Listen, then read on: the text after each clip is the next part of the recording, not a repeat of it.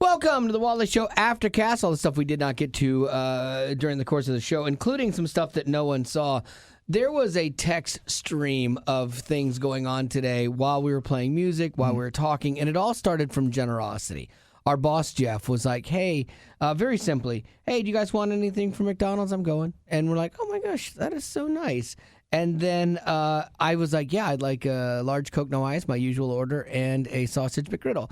To which Betty Rock texts him, Wally's going to tell you he wants a large Coke, no ice, but his blood pressure's been acting up this morning, so I would suggest you get him a small. If you get him anything larger than a small, his blood is on your hands. Listen, I'm going to tell it like it is because Marty, your wife, has asked me to be the responsible adult here. Yes. To take over watching you when she's not here. Right. Somebody and has to. To me, I find that sad that you as a grown man, you don't seem to be, these two things don't seem to be connecting in your brain. Right. That you as a 55-year-old grown man need two women to look after you. Yeah, I thank you. To take shifts. Yeah, I guess so. In essence. Yeah. And so it was on my time, on my watch. Yeah. And so I did all I could. Your day to watch me. Yeah. And I don't think I failed. I think I just told it like it is. Yeah.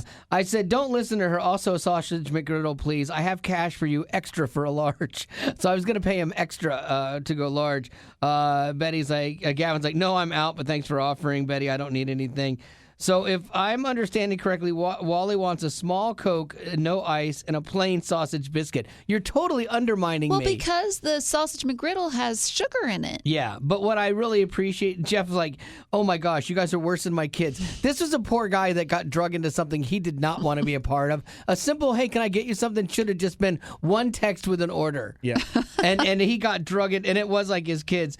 And so when you die, Wally, I will have this text conversation blown up, this is Betty, and put on a projector screen behind your casket and tell everyone that Wally asked for it. I will. So good. Do you think dying via McDonald's would be great, Heroic, though? yeah. Do you think that we'll see a lone woman in the back pew with a black veil over her face? And we're like, she smells. Who is that she mystery smells woman? Of McGriddle. Yeah. And we're like, is that newbie? Why is she here? That's his McDonald's lady. Yes. Would you ask Marty to send her an invitation? Absolutely, because there'll be an invitation to a wedding. That's how it works. To a funeral. That's how it works. Because there'll be a little bit of guilt on her part because she'll know she played a hand in it.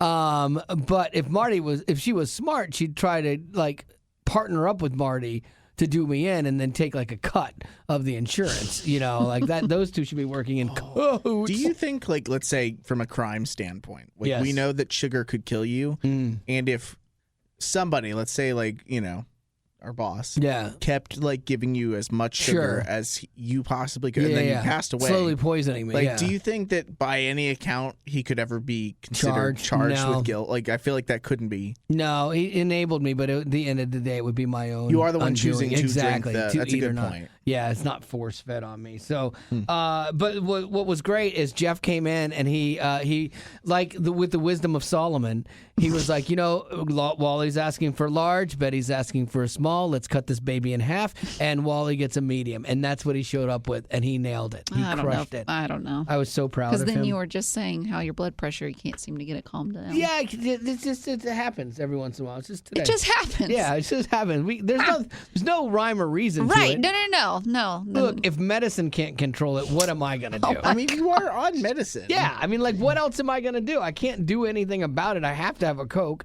You have to. Okay. To do my job, yes. And now I have a headache, and I can't see straight. But anyway, no, I'm kidding. I do have a headache, though. All right, well, let's get on with your story, Lady Rock, because this is one that you said was so completely cringeworthy. It is. If you haven't seen the video yet, I would suggest that you do, but we are going to try and get for you a audio version of that video, okay? So I'm going to play out the situation. Okay. Nominees for the 2024 Grammys were recently announced. And well-loved Christian singing group Maverick City Music are nominated for Best Gospel Album and Best Contemporary Christian Music Performance / Song, which I think is awesome. Yeah, they got the touch, man. I love Maverick City. We do. Well, the band is also great about giving up giving up-and-coming gospel artists a chance to be in front of big band bass. So have you noticed, like, there's a lot of their songs that say Maverick City Music featuring blah, blah, blah, blah, blah. And they're letting these artists perform with them on stage, and they're also being featured in different hit songs. So, I mean, it's a great deal. One that if a performer was being asked by Maverick City, hey, will you perform with us on this song? No one in their right mind would say no to it. One of the more recent featured artists is a gospel artist, Bobbi Storm. And you may not know that name. I don't. But Sammy's been trying to break into the music world since 2017. I looked up a bit of her work. It looks like she started out trying to do rap. It wasn't gospel. Okay. But now she's moving into the gospel world. Okay. And she finally got her chance when Maverick City asked her to sing with them in their now Grammy-nominated song, Firm Foundation, on their now Grammy-nominated latest album. And here's a clip of Firm Foundation with Bobbi Storm singing the lead. It's faithful through every season. So why would he fail now? He won't. Okay, she's amazing. Yeah, she's great. Nothing wrong with that. Sounds great. Like yeah, what could be the problem? Right. So because that album and that song that Bobbi performed in are nominated, that makes Bobbi a Grammy-nominated artist How as great well. is that? Yeah, because for she's her. riding on the tail of Maverick City, which is great. But many are now thinking that Bobbi may have let those nominations go a bit too far in her head after a video went viral that shows Bobbi in a bad light. Oh, no. So here's the situation. The video is being shot on board a Delta plane by a passenger who is sitting in the same row as Bobbi Storm, the artist. After the flight has taken off and the seatbelt sign has been turned off, Bobbi, hyped up on the news that she just got that she's Grammy nominated, decides that the Lord is telling her that she needs to stand up in the aisle of the plane Oh, no. and bless the passengers Oh, no. on board Oh, no. with a song. And to be specific, it's not the song that we just played. Oh, no. It's her own single she's trying to promote. Oh, that's bad promotion. Yeah. And to justify her actions, she lets everyone know she's, quote, charting on the billboards and is now a Grammy-nominated artist. Okay. Oh, this is if tough. that's not cringeworthy enough. And when you're watching the video, you'll notice that if not all the passengers around her are looking bored, they don't care, or they're getting annoyed, one flight attendant is not having it, and he lets Bobbi Storm know it after he tells her to sit down. Are you able to be quiet? But they're enjoying it. So while we're sitting here, could I please? I'm not enjoying it. Well, I find that up. That's a yes or no answer, please. Am I going to go to jail if I don't? I'm doing what the Lord is telling me to do. I'm your flight leader. I need you to follow my instruction. Okay. I do like how he just usurped the Lord, though. She's like, I'm doing what the Lord is telling me to do. I'm your flight leader. Well, that doesn't usurp that. But, I guess on a flight it does. Right? Boy, that is so rough, man. And it gets even worse. No. Yeah. Please tell me no. So despite being told numerous times she's being a nuisance to the other passengers, Bobbi goes on and even brings into the argument the passengers around her, asking them if they want her to sit down and shut up. What do you guys think? I'm asking you, ma'am. I'm asking you guys. If you're not able to follow my instruction, you will not be taking this flight. Okay. Are you so that's what I able to was be asking. quiet? If that's the case, then that's fine. Thank you. Then that's fine. But here's something that she goes on to do. The video shows after the flight attendant leaves, he goes back to the front of the cabin. She's like whispers now to the people around her that she does not know. And she's like, okay, I don't know what that was, but I just feel led by the Lord to sing for you. So she goes on and she sings her single that she's trying to promote. It's super awkward, super strange. This is the thing that's really difficult about this, because we're all sitting here cringing and obviously judging it. But then there's somebody that would listen to that and go, no, she was doing what the Lord told her to do, and she was being bold for the gospel, And if the Lord was telling her that, she needed to do that, because we can't judge her actual motivation, because we don't know. We talked about that on the show too, if you've heard the regular podcast. But it just feels like a different place. If she was like, hey, this is Grammy nominated so-and-so, they're amazing, they should be blessing you with a song right now, versus it being you going, hey guys, I want to bless you, the Lord told me to bless you. It feels so self-centric. Especially when you're like standing in the aisle and saying, I'm charting on the billboards right now. I just got 2 Grammy Awards. And 2, she's not the only artist featured in that song and on that album. There's other artists as well. Right. And so it just looks bad on her part. And she was called out on it. Like if you read the comments on the video, because she hasn't posted on her Instagram. I'm sure they weren't kind. They were not kind. They called her narcissistic. Sure. And she's not apologizing for it. But like you said, Wally, like we can't judge her reasoning because we don't know. But on the outside, I would say that looks really bad. It does. And the thing is, too, like, I know God does call us to do things that are out of our comfort zone, you know, and like, so, yeah, that's where it's really hard to judge. I remember I was in a college class. I was at my junior college, and I was in this theater class, and we were supposed to go around the room and do something that was very difficult for us to do and to be brave and things like that. And so this one guy sings a song. He sings The Black Crows. I still remember that. Hard to handle now. Yeah. Seriously? Yeah. And so like, and this is where I'm like, So people are like, oh my gosh, that's really scary to sing in public and things like that. I'm like, dude, he's been wanting to be a singer forever. This is what he does. Like, this isn't a scary thing. Yeah, I'm like, he's been waiting for his opportunity. Yeah, this is opportunistic of this moment. And I'm sorry, Jay, but like it's true, you know? And so like, did he agree? Oh no, we fought in front of everybody. Yeah, so it's like even back then I still didn't like put up with crud from people, you know. But it's odd for someone to get up and toot their own horn. Like if someone, let's say the flight attendant was like, "Hey, I was just told that we have a Grammy-nominated artist on board, and I would love for her to bless you with one of her songs."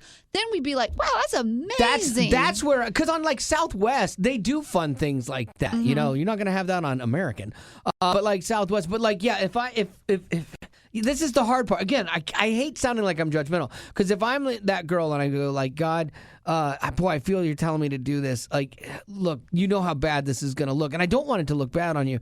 Like, is there any other way you could make this thing like look like happen? You know, and like that, the flight attendant finds out, like, you know, and hey, he's reading something he wasn't normally going to be reading, and then all of a sudden he reads, oh, that's her. Oh my gosh, and then it becomes this thing. But then I guess you could be like, well, that's not really stepping out in faith. But boy, that's tough for me. I don't know. To me, I lean more towards the cringe. Yeah. I do too. Have you ever heard that story? And I don't know if it's an urban legend. Maybe Gavin, you can look it up. It's been told. There was a story of a person that says, I was wrestling with God, telling me what to do, and following him. And so I felt like God telling me to go back to this gas station and by the freezer section where the Cokes are or whatever, do a handstand. And she's like, oh, have you heard this? Yeah. And then the story unfolds, and the person behind the counter is like, God had been dealing with them, and I said, it's going to take someone doing a handstand before I believe in you, or something like that. And like, I don't know if that's true or because it really feels urban legendy. Where did we hear that from? I don't know, but it was really, it an artist that came in? I don't remember, but I remember Beth Moore talking about how she was in a airport and she really felt like the Lord was telling her to brush the hair of a man that was sitting waiting at his gate in a wheelchair. What? And he had long hair. Oh, and she went over there. What? I hope she asked. I don't remember. You had. I'm to sure have, she had to have asked. But she went over there and brushed his hair, and she felt really cringy about it. Like, sure, is this right? And it ended up being really good. Like, it really was something that the man had been praying about, or so. I don't know. I don't remember, but I do remember her talking about it. Yeah, But once again, Beth Moore were like, yeah, that makes sense. But if Beth Moore were to get in of Delta Flight to sell his and book, her book, and be like, listen, everyone, the Lord told me that I need to read this chapter from my book to you. Best-selling book just now. Yeah, it's nominated for the New York Times bestseller. Like, then we'd be like, versus like serving somebody. Promoting your own product doesn't ever come across, even if that product is a product that is good for people and is, God breathed, blah blah blah blah blah. I just don't feel like it's supposed to. I just don't feel like it should reflect back onto you. I do actually want to use this, maybe even tomorrow, as a topic though of let's give her the benefit of the doubt at least on the show tomorrow, we'll give her the benefit of the doubt. We're not going to go through all of the stuff that we go through here. Cringy. Yeah. But we can just talk about how, like, this lady's on a flight, she's nominated for a Grammy, and she stands up and says, hey, I think God's telling me to do this. And then we can just kind of roll from there on, like, what are those times that you felt God telling you to do something really out there. And like the Beth Moore thing is a really good example. So if you're a potty, then you're already getting a little glimpse into what's going to happen on the show tomorrow. But wow, that is cringeworthy. Right? And it's going to be interesting to see what Maverick City does about it, what she'll do about it. The good thing is now I haven't seen any of the whole thing, but you played a little bit of that. She's not completely rude or disrespectful. She's about it, like, was it worse? Were there other parts that were worse? Like, because she didn't come unglued and be all right, and start yelling and arguing. She didn't, but she got as close as she could by calling herself a Christian. Exactly. Do you know what I'm saying? I know exactly what you're saying. He kept having to say over and over, it's a yes or no question. Right. It's a yes or no question. Right. And being asked... Yeah. It's like everybody, it's like every altercation that starts off that way with cops, and they're like, you're going to go to jail if you do this. And they start arguing, and then they argue, and they argue a little bit more, and then they get tased.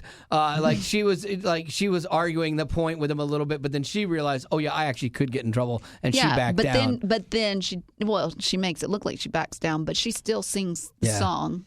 But just quietly for the people in the back. I cannot even imagine being the guy sitting next to her, because there was a time in my life where I probably, if she was like, can I sing for you guys? I would have been like, all right, go for it, girl.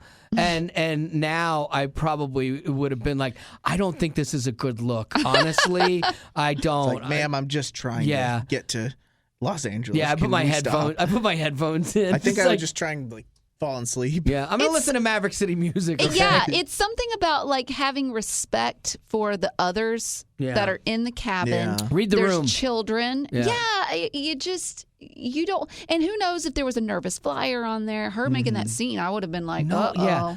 Don't anyone do anything other. When you're getting on an airplane, what you should do, this is the whole boarding process. Once you walk down the jetway and you step across the threshold of the plane. Now Yell bomb. No.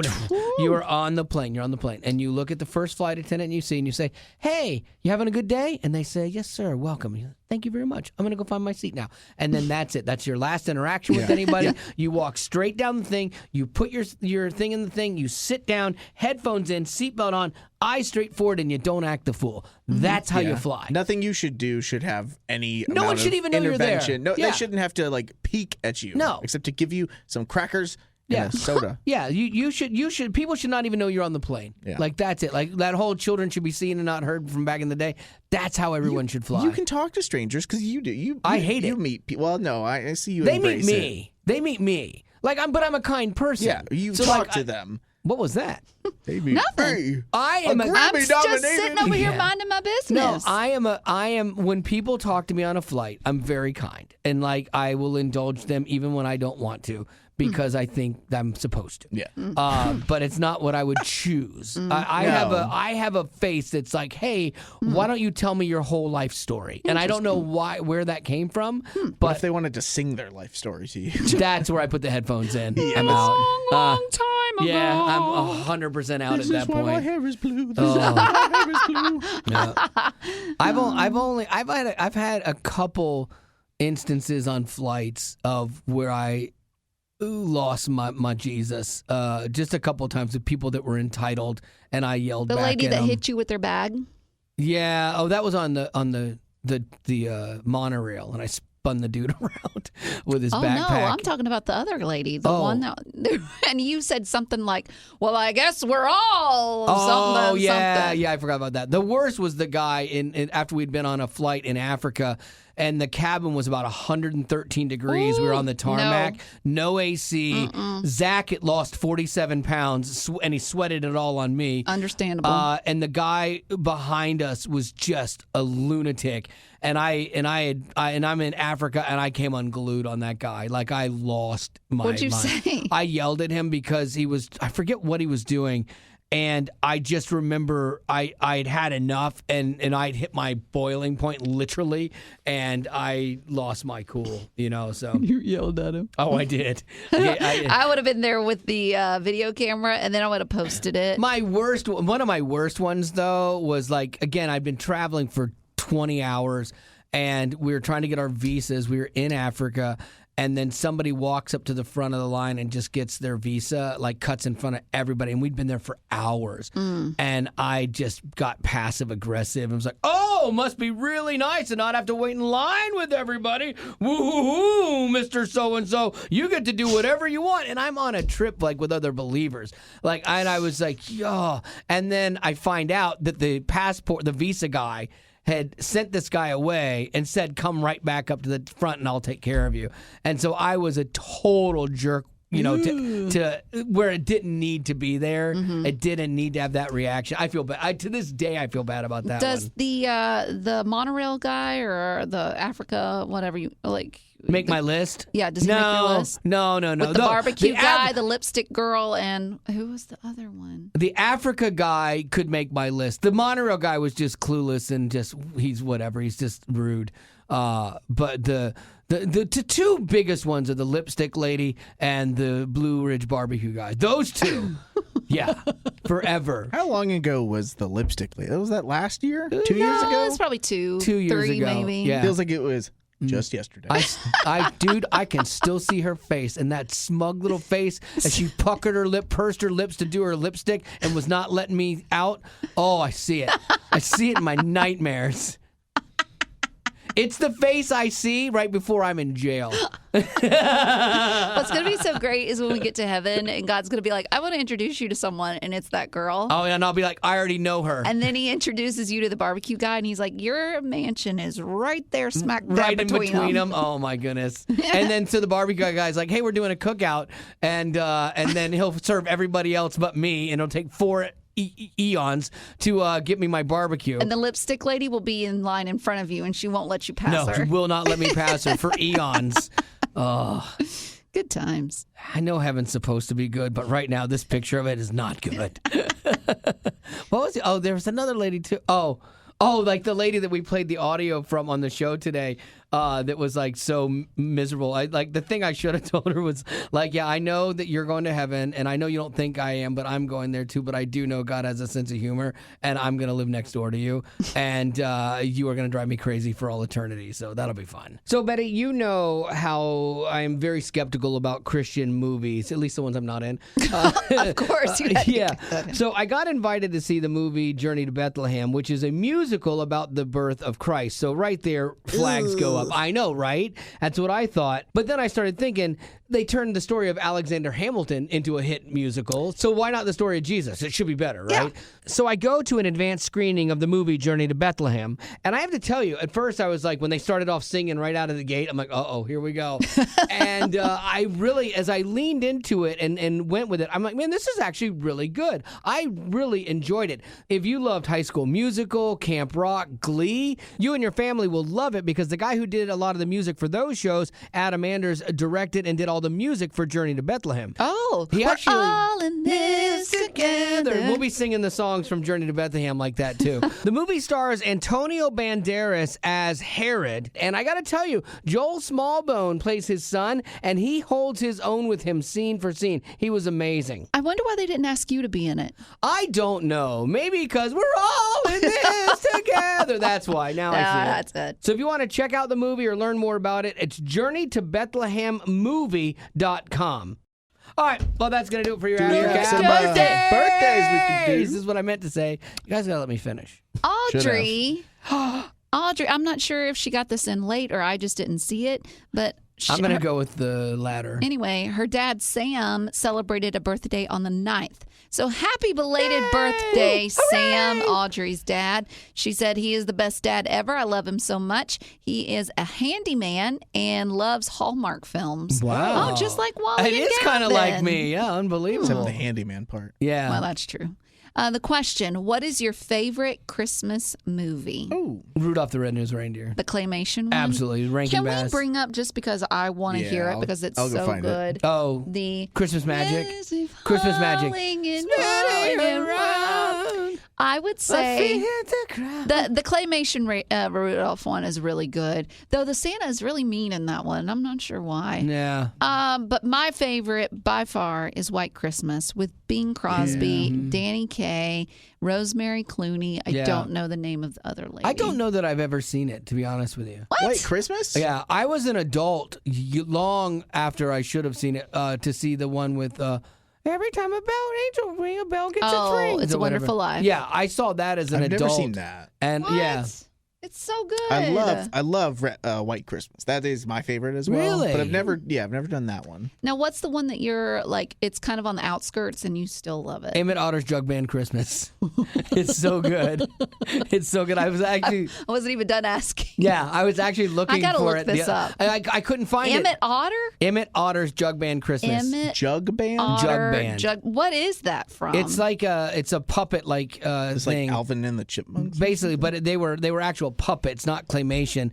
And I tried to find it on Netflix, Hulu, Amazon Prime, everything for the Christmas tree decorating party that we were doing. And I couldn't find it. I was so bummed. They look like they're cute. Yeah. Like they're a little. Emmett Otter's Jug Band Christmas. How did you watch it? I watched it as a kid and I loved it. Oh, you were a kid. Yeah, you know another Old. one that's good is I think Drew Barrymore voiced it. It's Olive the Other Reindeer. It's a Olive play the on Other Olive the Other Reindeer. It's actually really cute. That's cute. Yeah. There was one that Annabelle's First Christmas, and Randy Travis narrated it, and it was about a cow that wanted to be one of Santa's reindeer, and she was on a farm, and it was just precious. Tomorrow, I liked that one. we're going to do a random active audio of the saddest, most depressing Christmas song ever. I just found it today. It's from 1975. And it is, was it in the prep service yes, today? That one was rough. Horrible. It would go up there with Christmas shoes. Rough. Yeah, so we're gonna play that tomorrow too. Okay, my outskirts favorite Christmas movie is Santa and the Three Bears. Oh, I know that one. Yeah, I know When that one. did that come out? I think it was in the 50s. That one I thought was a weird one too. Like it's like a weird combination. No, it's so sweet. The soundtrack is horrible. 1970. Yeah. But it's so good. It's Yeah. a classic for me. Oof. Like, are we saying outskirts does it have to be like lesser known? Yeah. Or just like, oh man, I don't know that. Because I love the Polar Express, but that's not outskirts. mainstream. Prep and Landing. Did you ever watch that? I love Prep and Yeah, Landing. Prep and Landing. What is pretty that? good. A cartoon? It's a like animation. Yeah, 3D animation. With these like Christmas elves. lingo in the form of their like rhetoric and Yeah, it's language. pretty well done. Yeah, I it's thought it was good. pretty good. Well, it can't beat this Hallmark film, Nothing which was can called beat this what was Christmas it? Magic. Christmas Magic. And it has its own theme song. I love when people do like movies or TV shows about like a singer or thing, and they always have the one song that they sing. It's the hit song of it. Yeah. And they never pick a good song. Yeah, and you would think too that if they were going to put this song in this movie, this Hallmark film, they'd be like, we should probably hire an actor, Yes. or someone who Dub can it. voice it Yeah, for him, just because dub it. his singing ability is not remarkable. So once again, let me say for you to paint out the picture, she is in a comatose state. She's in the hospital. In the hospital in quotation marks. She's Yeah. in the hallway, and he brings in his Casio to bring her back from her comatose. He doesn't even plug it in anywhere. He just starts playing, and this happens. This magic happens, and it brings her back to life. I'm falling, drifting, spinning around. Sing it, bring it home. Yes. There's no one to Catch me as I hit the ground. Oh, no. As the wind begins to blow, my heart is like the snow falling on rooftops. Oh, painting a picture. Here we go. I was staring at at the the floor when you floated through the door. Here we go. No, wait for try it. it Here we here. I go. could wait My life for an angel like you. Like you. Angel. Oh man, And what That are guy the was drums such a- come from? Oh, yeah, exactly. Where's that? He's just on his keyboard. And the good news is she Christmas does magic. wake up. Oh yeah, she's cute. Like she's a cute actress. I liked her in it. Like I thought she was good in it. Don't you know though that there was some girl around the world? She was watching that and just bawling her eyes out. Yeah, and my eating daughter. a tub of ice cream. All right, that's a great way to end this Wait, bad boy. sing it like a bad Hallmark film. Oh, like that. Let me see Thank you for Yeah. And I thank you for being a party.